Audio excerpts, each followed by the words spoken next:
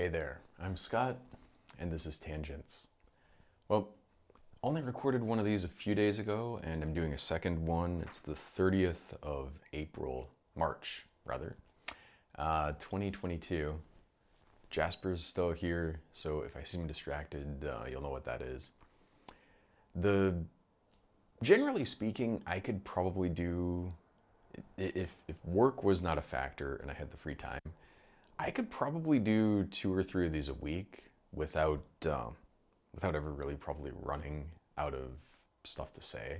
Not necessarily that I would always have stuff that you'd want to listen to, but I certainly have stuff to say. It's such a weird thing because I'm someone who, in terms of speaking, is very hot or cold. I sometimes will just not say anything. A lot of people who know me in certain contexts might not think I was going to say that much in general, or maybe that I don't even have that much to say. And then here I am doing this, and I can just blather on indefinitely. Hopefully, not just repeating myself and going around in circles. So, the last one I talked about Will Smith's slap, and I try not to make these too topical because I assume, I have the people that do listen and watch these, as far as I know, are people today. But I also kind of look at it as a little bit of a journal where I guess it's a public, open journal that I've never had any interest in journaling or keeping a diary or anything like that, but this is as close to that as I get. And it's something that I don't want to be like too fixed in the moment. Although I guess also there's an element of the way that, if you're looking back at this, it is informed by and maybe informs you a bit about the moment. So there's good and bad to either one. It's like the thing I always still go back to with the "you didn't build that" from Obama. And in the moment, that was quite relevant. And now people don't really remember it so much because it was a while back. It's funny how time goes. My friend and former climbing partner has a kid. He just shared a picture of him. It was his 1-year birthday today. And he shared a picture of him, and I was just sitting there thinking, like, holy shit, time flies. I remember this is his second kid. His first kid didn't seem like that long ago. He was talking about trying to have his wife was trying to get pregnant. And not that long before that, I remember, like he was just dating. And before that, not even dating her, didn't know her. And it's just, I don't know, I guess the perception of time, not time itself, is always just strange. But it's funny how, this is his second kid. The first kid now, he's a ultra marathoner. And the kid is not, the father is. But it's something completely, like, it doesn't seem like a real thing. But he will run, and probably hasn't done it that much recently, but before having kids, he would run like a 50, 100-mile race. And he would periodically, like there would be the LA Marathon, I'd be there. This dates this because I haven't lived in LA for quite some time.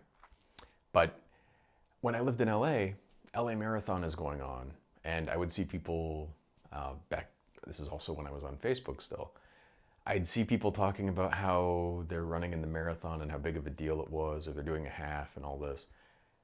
And at the same time, in the same day, and I don't think he was even aware of the marathon, or he certainly wasn't like making a big deal out of it.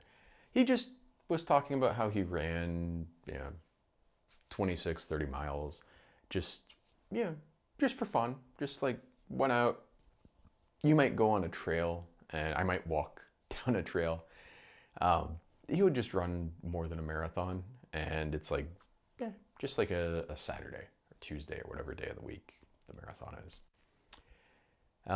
It's funny too, his first kid is kind of a runner, it seems, and he shares videos of that, and it's just, it's surreal to see someone who didn't exist, and now you see that, and then you can kind of put that into context of time and sort of imagine at some point he probably will be going to college, and at some point be doing this and doing that, and who knows where that'll go.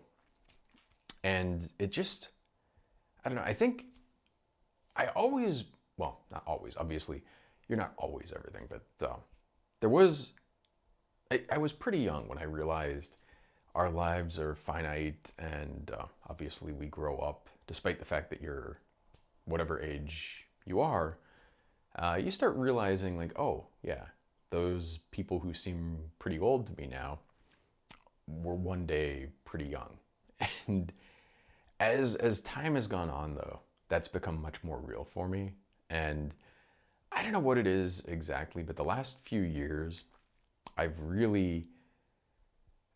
just had like a different perspective on aging, and sort of not just aging specifically, but I used to have a perspective that was much more frozen in an instant of time. So I'd see people and I would see them in the moment that I'd see them, which sort of makes sense, I think. It's like, this is how old someone is now, and you see them at that age. And maybe it's just that I have enough experience or context or who knows what, but now I see people and I see much more of a continuum, or kind of an arc. I see, oh, this is what this person might have been like as a kid. This is what this person might be like as an old person. And you can kind of, I don't know how to explain it, but in a way that I didn't when I was younger, not that I'm that old now, but when I was like in my 20s, I would see people and they just looked like they were in their 20s. They just looked like, oh, this person's my age, this person's older, this person's. And I didn't really see the trajectory so much, if that makes sense. Now I see people, and especially like I see somebody who I've seen go through that arc, and whether it's like Cameron Diaz or I mean pretty much any, I don't know why that one in particular popped into my mind, but I'm just trying to think of actors or other public figures who I've seen age, and I've seen them at a certain age, and I see them now, and I saw them before, and I see them in the future. Sophia Loren. Why? I don't know. But she was always like, even when I was young, wasn't that young, but at the time, sort of saw her in that age, and now I see her as much more of a, oh, this is a person who at one point in time, not that long ago, was actually young, and at one point was younger than me, and now is this age. Or, I mean, just recently, the Will Smith thing. I remember The Fresh Prince, and you kind of go through that all the way to the present, or Chris Rock, for that matter.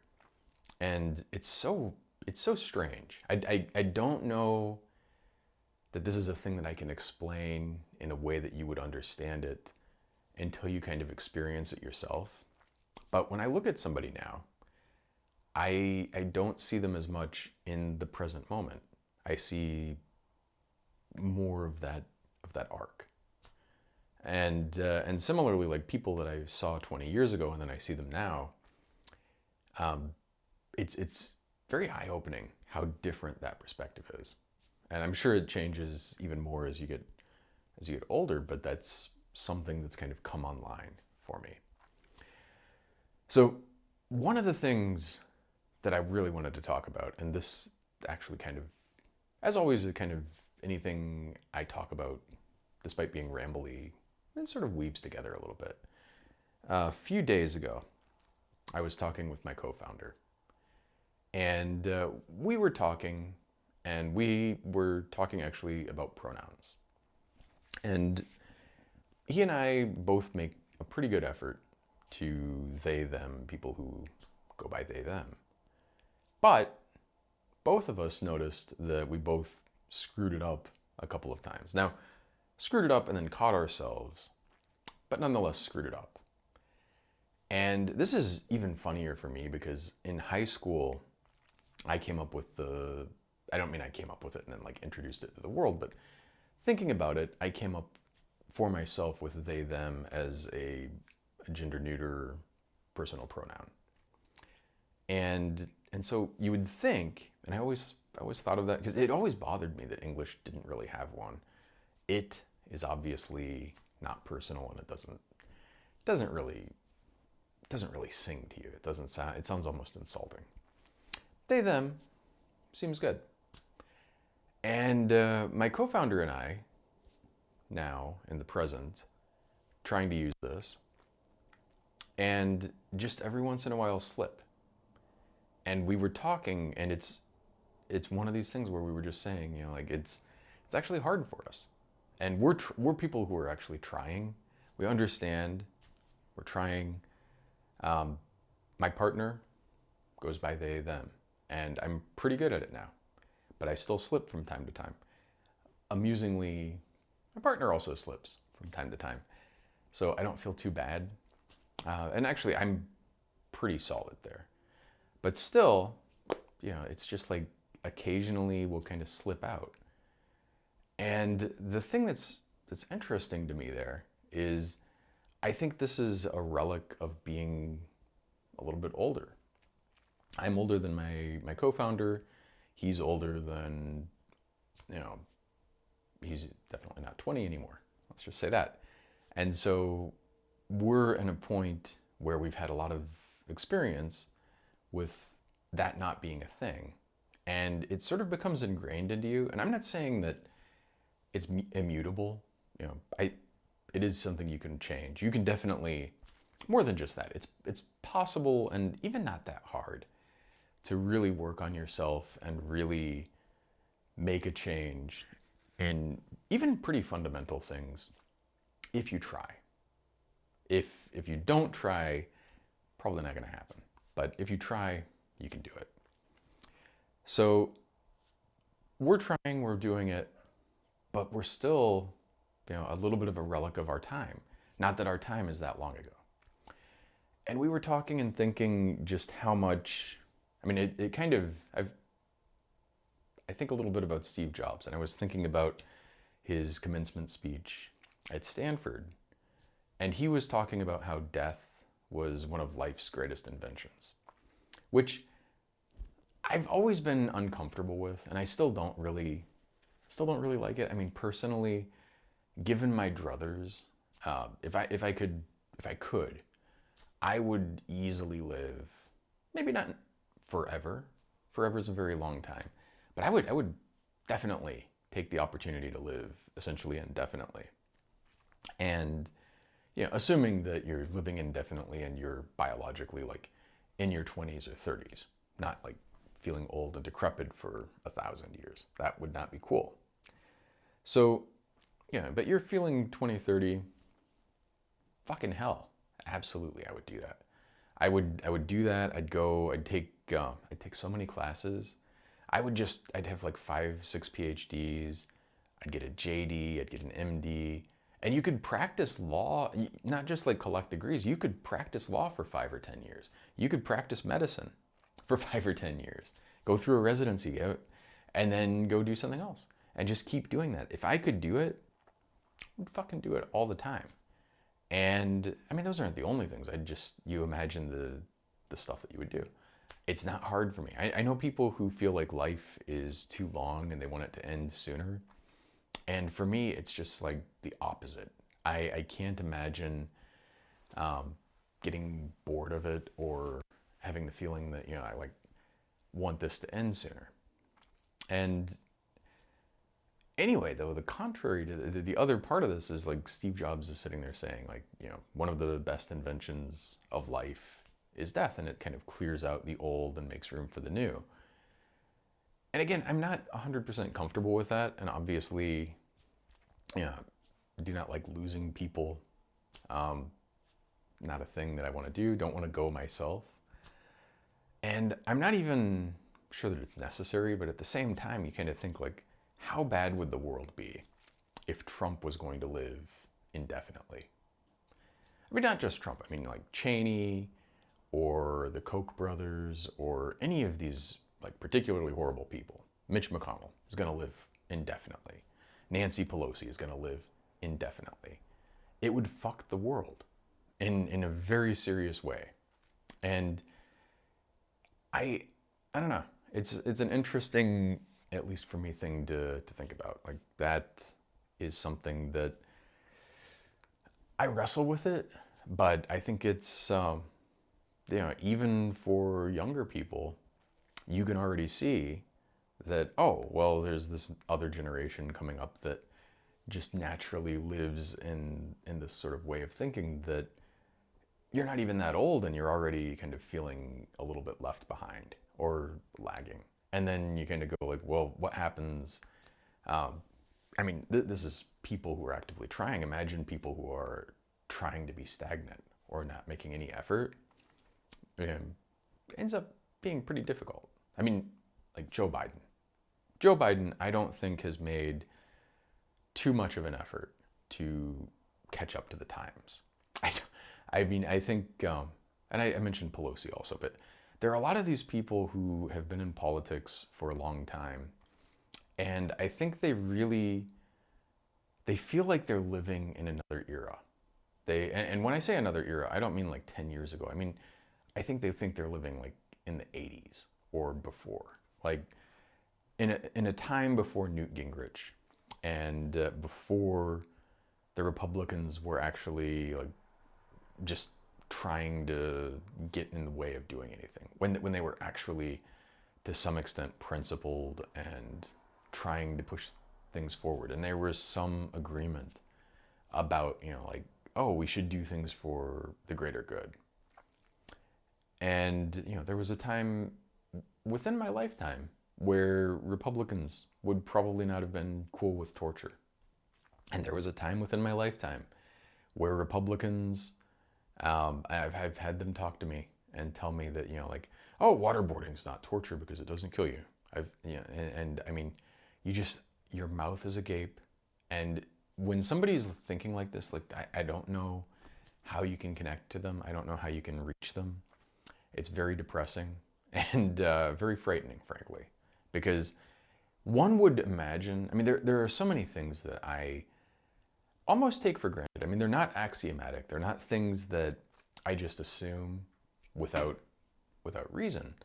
But they're things that to me just seem completely obvious.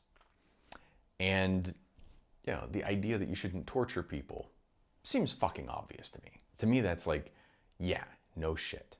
Don't torture people. In fact, don't charge kids for school lunches. Don't make kids who come from poor families accrue debt. I was just looking this up today, and it's fucking horrible. A friend, obviously on Twitter, because that's where most of my interactions come from now. That'll be a funny thing, because I know, like, there was a time when I wasn't on Twitter. There'll be a time when I'm not on Twitter, or at least, it'll diminish a lot. There was a time when I was on Facebook, and it was like, I'm not saying it was my being, but I was just like, I lived there, essentially. And now it's been years since I've gone there. Don't really miss it. I miss some of the people, but the Facebook thing I don't miss. But anyway, you think about like what things are like now, and then adapting to that. And then you think about people who, sorry, I'm jumping around a little bit, but that's one of the things I do. You think about the people that don't adapt and the people who actively choose not to. And you think about the people who actively choose not to and end up being in positions of power and positions where we all have to deal with them. We have to live with the person who said he would veto Medicare for all because it would hurt the memory of his son. Or, it's one of these horrible fucking things. Like, again, to me, school lunch should just be free. I don't care if you have a wealthy parent or if you're poor, school lunch should be free. Just fucking obviously. And I mean, for so many different reasons too, because kids if their parents are poor, it's not their fault. They had nothing to do with that. If their parents are wealthy, it's not something that they should be rewarded for. They had nothing to do with that. And you think about it, if you're poor, you're already at a disadvantage. Your parents are probably busy. They're probably not as well educated. They're not giving you as stimulating of an environment to grow up in. And then, you're having trouble eating. You're not getting enough nutrition, which has a couple of consequences. One, it means your brain, as it's developing, isn't developing as much. Two, it means while you're trying to study, you're distracted. And not just distracted, but there are studies that show if you're properly nourished, your learning improves. Your ability to think and reason improves. If you're in a position where you're struggling, no matter who you are, your cognition degrades significantly. It's something I've been shocked by just personally. Like, I've been in positions where like you just have no money and you don't know what you're gonna do. You don't know, can I pay the bills? Or you're just barely scraping by. And your ability to reason and to make just simple basic calculations then in terms of like what to do, what is the best path here, it's severely degraded. And that's true of the kids and of the parents. And so you have all of these ways that it is hurting them, not just in the moment, and not just punishing them for having poor parents, but in terms of like those things that they are not learning, those the neural development that's not happening, all of that kind of stuff, to some extent that's not reparable. Maybe you can go back and kind of patch it up a little bit, but a lot of that is going to be with them and essentially for the rest of their lives, which puts them on a path that means they're probably, in addition to just not having very much chance for upward mobility, they're on a path that probably leads them to being in the same position, that leads their kids to being in the same position, and so on and so forth. Which, frankly, I mean, and I struggle to escape the ROI kind of context for the framing of like how to do stuff, how to think about stuff. But really, even if you're looking at just ROI to society, putting money in that education and that nutrition and not punishing kids for being poor, it has a very significant positive impact in the future. It'll knock down crime significantly. It means the tax base will go up significantly. It means that just generally speaking, you're going to have a better society, a better civilization. And doing what we're doing makes things worse. Not just a little bit, but materially and massively worse. We're all richer for having other people be in better shape, with the exception of people who are hyper greedy and taking fucking everything. We're not richer for having like the centibillionaires out there, or people whose net worth is approaching, at some point there will be a trillionaire, right? Probably not in the too distant future. And it's just not conducive to having a democracy or having any kind of equity or equality. It's just not good. So the thing that, well, I'm going to put a small cap on that, but that's, you think about the people like that, the people like Biden who are stuck in this kind of older framing. And that older framing partly is this weird work ethic sort of structure, like, oh, you have to work to get help. It's like, these two things should be fucking independent, like, honestly. And again, this is a thing that I don't take it axiomatically. I think it, from my basic principles, it sort of naturally arises. But to me, if you just live and exist, you should have healthcare. You should have shelter and food, and essentially be able to have a pretty good life. Not even just a subsistence life, but a pretty decent life. Now, if you want to work and add to that, by all means have more. But independent of that, everybody should do that. And everybody should have education. Everybody should have all of these benefits. I mean, to me, And obviously there are problems with Maslow's hierarchy of needs. But to me, to the extent that that's even a decent structure to think in, I think the purpose of civilization is to kind of get as many people as high up that thing as possible. Take care of certainly all of the basic needs, the physiological needs, the emotional needs, all of the needs that we can take care of. There are certain things that are just fundamentally intractable, but there are a lot of things that are not. There are a lot of things like feeding people, not that hard. Arizona has apparently $11 million worth of school lunch debt. $11 million compared to the police budget for Phoenix alone, it's a fucking nothing. It's just, you wouldn't even notice it.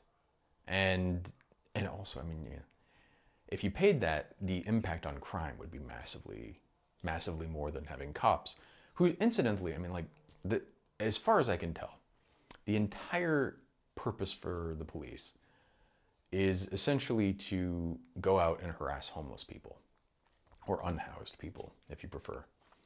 I go around, and every time I see cops, I don't care if I'm in Tempe, Phoenix, Gilbert, Mesa, Chandler, wherever, every time I see cops on the street, they're either just driving around, fucking around, doing nothing, or they're harassing homeless people. You have like 2-3 cop cars, or SUVs really, of course, just sitting there like talking to the homeless people. And yeah, I look at this and it's like, you're not trying to help these people, I know that. You're just sitting there harassing them. There's like a homeless encampment near my partner's place. It comes and goes, but periodically cops will come by, they brush the people away, because that's what cops are fucking there to do. And I mean, like, what are you doing? You're not helping anybody.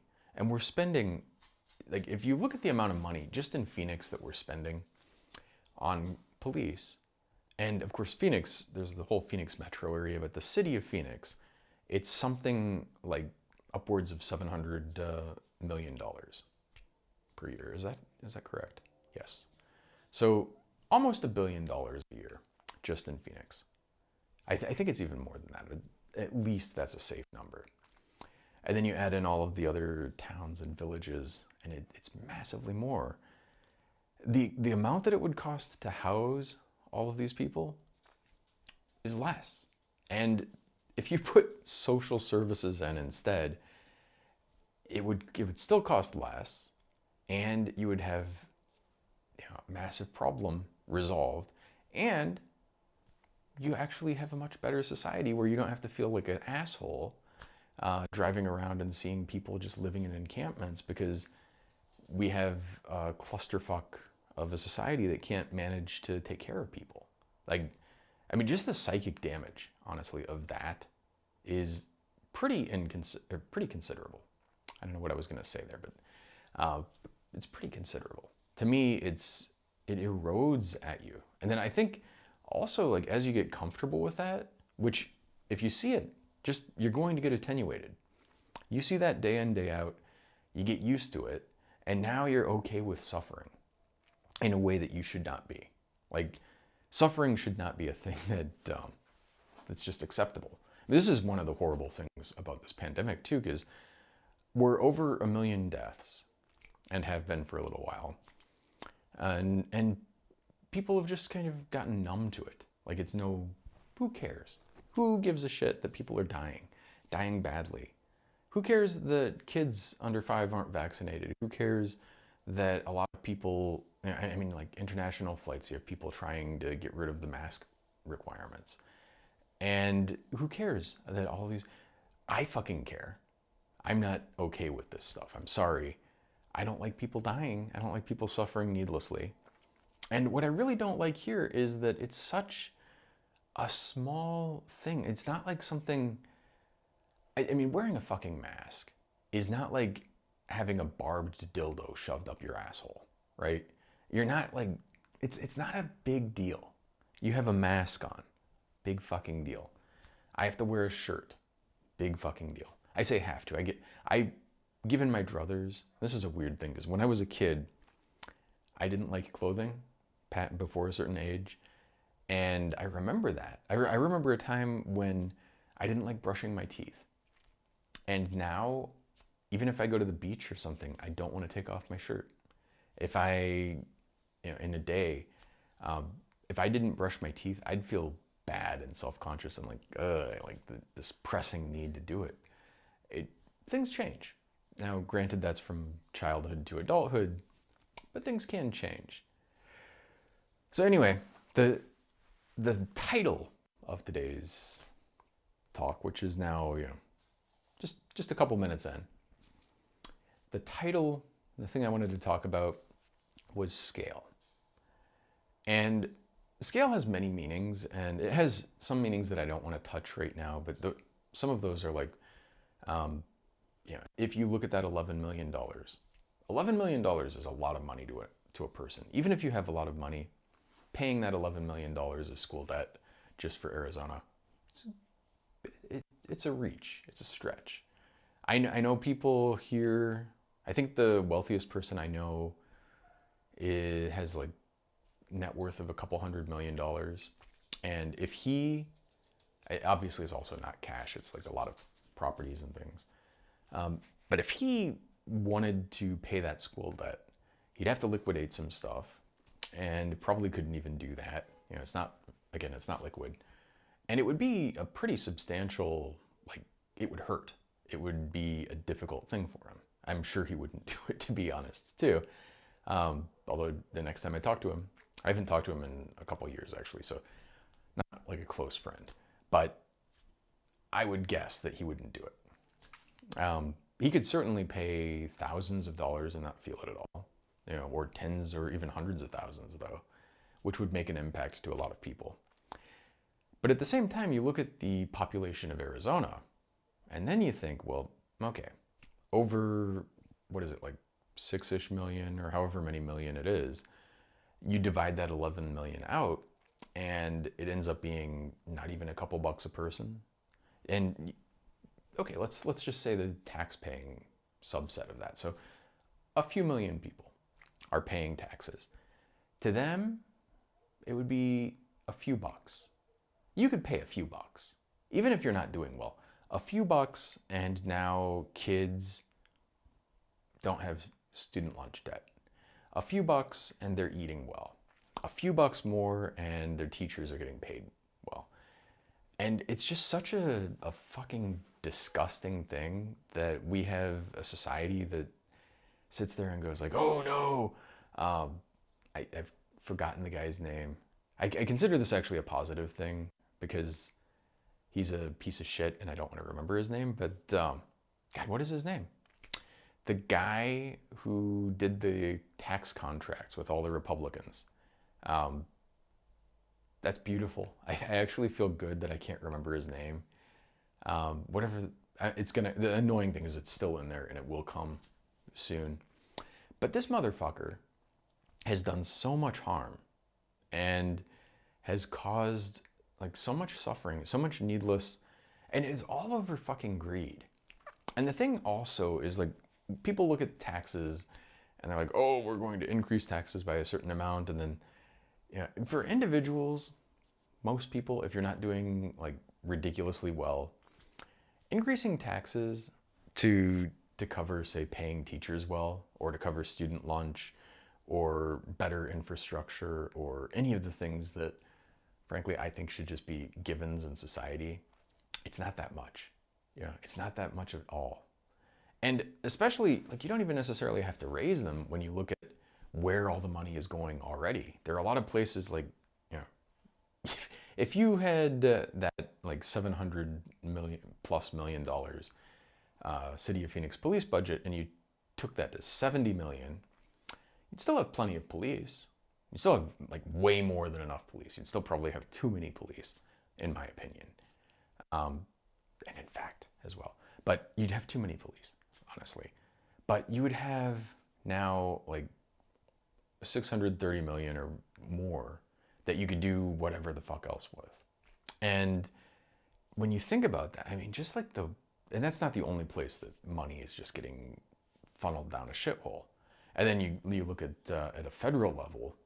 I mean, like spending what we do on defense. Yeah, we could cut our defense budget in half and still spend way more than China.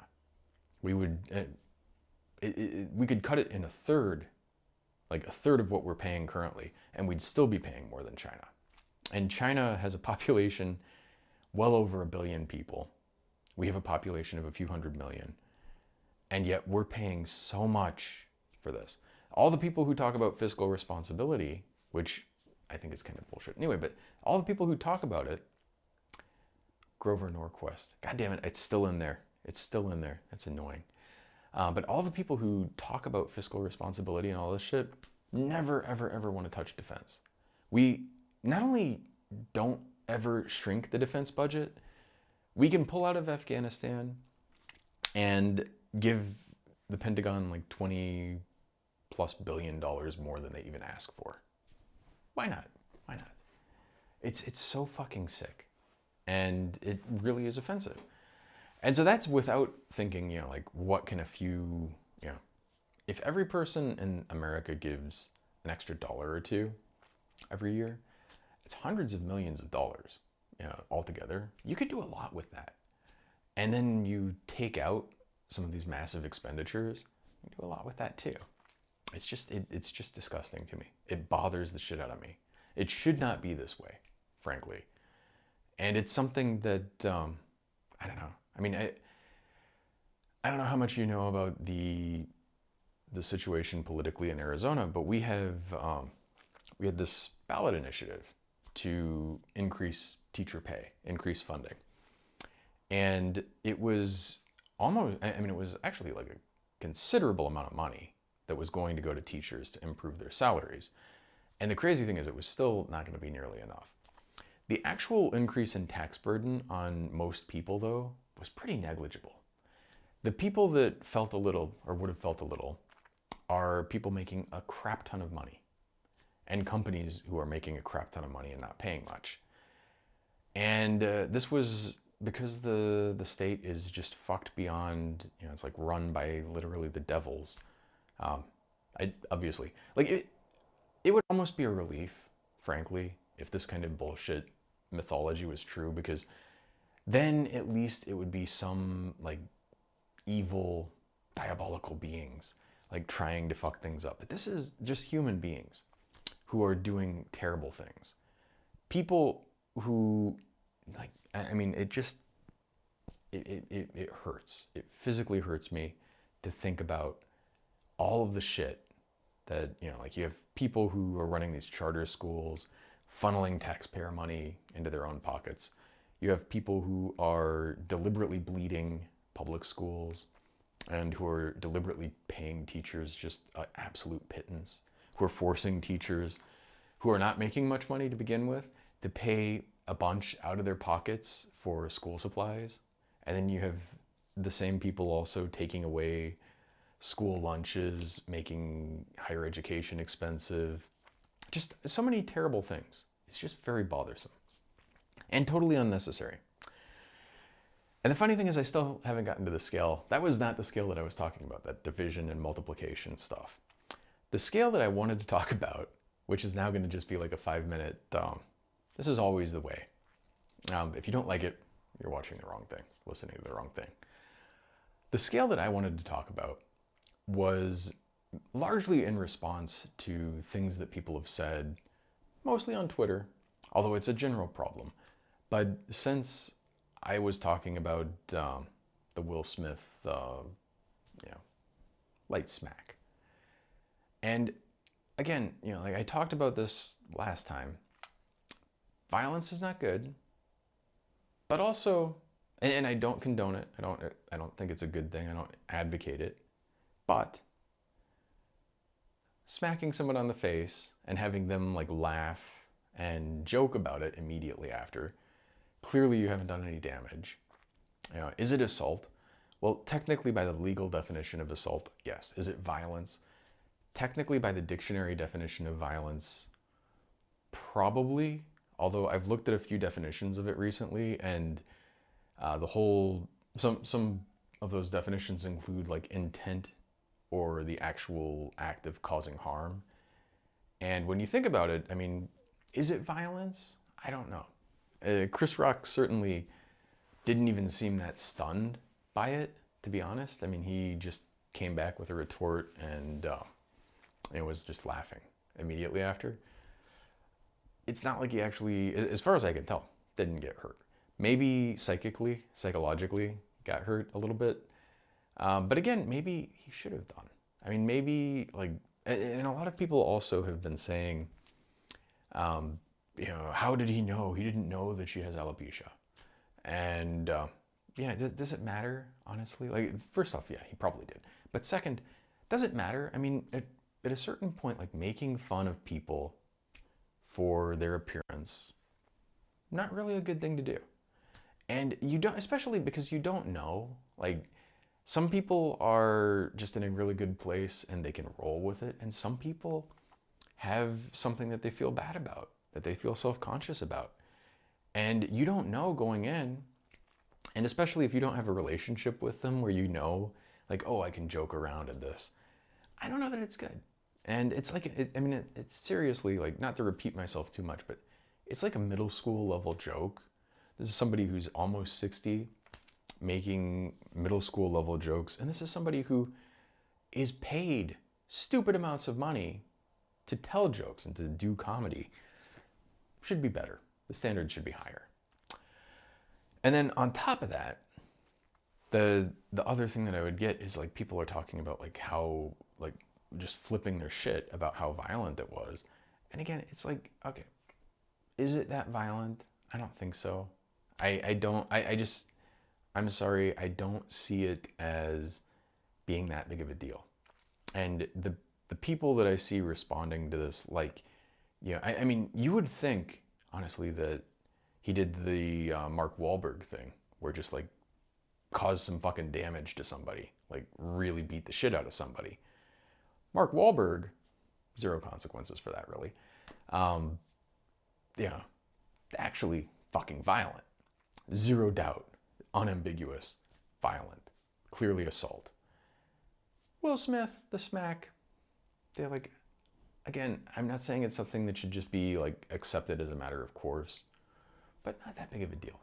And the scale that I really want to talk about there, which I'm not gonna go into at depth because this is already too long, but it's just people seem to have so much trouble distinguishing between, like, okay, there's a spectrum. There's a joke, which is just words. There's a slap, which is more than words for sure, but it's not beating the shit out of somebody. And it's definitely not like killing somebody or nearly killing somebody. There's a whole spectrum. And I don't know what it is, but people don't seem to be able to either understand or contextualize that there are like matters of degree. I mean, another one that I run into a lot is, and I don't want to get, I can't help but talk about politics. It's so fucking annoying. But Biden today, tomorrow is the, I think it's tomorrow, pretty sure it's tomorrow, is the Trans Day of Visibility. And Biden said something about it. Now, I think Biden is a piece of shit. I've made that extremely, exquisitely clear. But, that's a positive thing, right? And you take that versus today, Governor Ducey signed some anti-trans legislation. Like a piece of shit. Also a piece of shit, Governor Ducey. The Republicans in the state. Giant fucking pieces of shit. And, Biden's a piece of shit. But I'm sorry, less of a piece of shit than these people are. Yeah, the governor of Utah vetoed a similar thing. Much less of a piece of shit than Biden, I would say. In fact, I would say if you had a scale, governor of Utah, who I'm not that aligned with by any means. He's a Republican and not the best guy in a lot of ways, but better than Biden on that issue at least. Biden's pretty good on that issue, very clearly. I'm not saying I like Biden. I'm not saying, But I talk to people and they're like, oh, Biden's the same as Trump. It's like, how do you not have a scale? How do you not have the ability to discern matters of degree? I don't know. If they were the same, um, then it would be easy for me to say, like, okay, I'm not going to vote for Biden. It's one of the reasons, honestly, like I say this and I mean it. I really sort of want to give up my citizenship before 2024 because I don't want to have the gun pointed to my head again and then be in this position where I feel morally bound to vote for fucking Biden or someone just as bad. Um, and some people are like, oh, well, if it's Biden versus Trump, then, Trump is just as bad, blah, blah, blah. Or they say like, yeah, he's worse, but then they have some kind of bullshit accelerationist argument. Or, I can't do that. I am sorry, but they're not the same. There are levels, there are matters of degrees. Verbal abuse, not as bad as a smack. A smack, not as bad as a punch. A punch, not as bad as hitting someone with a weapon. Hitting someone with a weapon, not as bad as stabbing or shooting. Like, how is it not? The thing that bothers me here is like so many things, like that student lunch thing. It just seems manifestly obvious. Like, I do understand that people have different perspectives on things, and yeah, we all have different. We're all here with different contexts and experiences. We all have different sort of moral and ethical standards, but there are so many things that to me just seem patently obvious. Like, not even things that should be in doubt.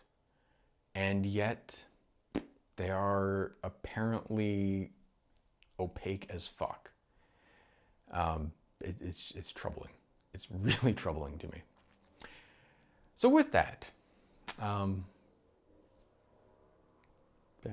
develop the sense of scale. Unfortunately, all the people I know who actually listen to this or watch it, I think understand scale. So I'm talking to people and I'm burdening you with this thing that the people that need to hear it probably won't ever hear. But it just bothers me. And especially, I do understand, like, Twitter is a twisted place too, but I know so many people there who talk about, like how, another one is actually like, Biden is as bad as Trump, they say. And then they're like, the squad is just as bad as Pelosi. And I'm sorry, like AOC and Pelosi, AOC is much better. Pretty fucking unambiguously. Now, I will say I'm very disappointed by some things that AOC and a lot of the other members of the squad have done. And I will also say I'm very disappointed that now that it's election time, a lot of people are talking about like Medicare for all and all these other things that just kind of disappeared into the ether, for a while. And I'm like, I don't think the whole force the vote thing was a sane or reasonable stratagem. But I also do think, like, Nancy Pelosi doesn't need to be the fucking Speaker of the House. And also, like, you don't need to just acquiesce. And I do understand, like, one of the problems is all the people who've made it there have gone through the gauntlet and they've gotten there. And once you get there, first off, they have a different understanding of what it's like and what the things, what's the situation on the ground. And second, like, you've gone through all this trouble and you sit there and you probably tell yourself, like, okay, it sucks that I'm going to have to do this or this, but that will help me in the future do that. And I don't know that it's even wrong, but that's kind of the situation people are in. And then, of course, you also have people like Hakeem Jeffries and Pelosi who are just, just fucking terrible. And again, like, in terms of matters of scale, AOC, Omar, Rashida, they're pretty good. And then you have like Mitch and some of these other people who are even worse than Mitch, which is Gates and shit. They're pretty bad. There's a continuum. Pelosi is better marginally than Mitch. Schumer is better marginally than Pelosi. You could put people on the spectrum, and it's not. I don't think it's a useful thing to reduce everybody to like every elected official is just equally as bad. People don't like them, and they're not going to help them or anything like this. It's not an adult way of looking at the world, if that makes sense. It's like, it's childlike. It's childish. It's just not like, it's such a simplistic view, and it's not a useful model also, because at a certain point, if you say everything is the same as everything else, then why prefer anything? So anyway, I don't know if you can hear that. Jasper is telling me that it's time to walk, and I agree. I've taken enough time for this. So yes, we're going in a minute. Thank you, as always, for listening. Put things into perspective. And with that, Zaijian. Thank you.